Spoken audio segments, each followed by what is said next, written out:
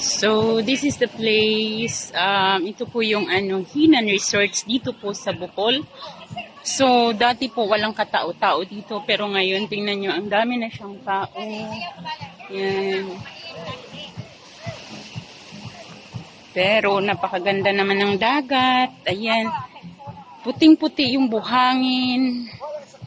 Yan, kita mo yun. Oh, ano ba yun? Anong tawag nun? Ayan, nakikita nyo ba yun? Yan.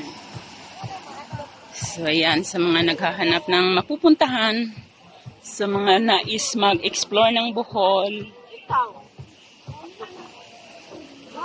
So, ito yung place. Tayo dyan, baka away tayo.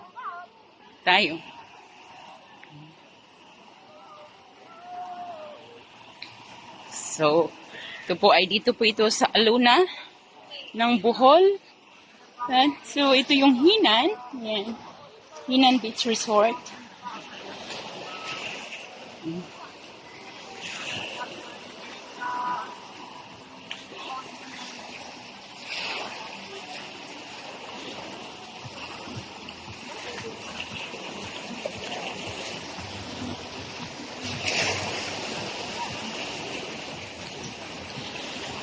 Ang init.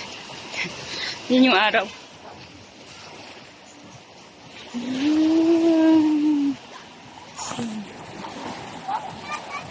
If you want to explore Bohol, just try this beautiful place in Alona. Marami pa pong ibang pwedeng puntahan.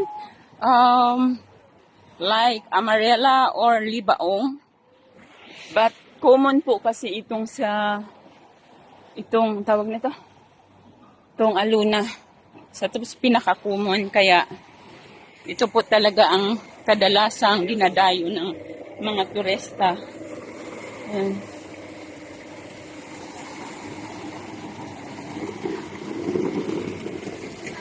Kung alam kung nasaan na ba ako. Ang init kasi. Ayan, galing lang sila nag scuba diving. Itong mga nakabangka na ito. Galing lang ng scuba diving yan. Yan. Kahit saan, ang dami mo nang makikitang foreigner. Anywhere. Dami na talagang turista. Sabi nila, lalo na daw pagdating ng February, mas dumadami yung tourist.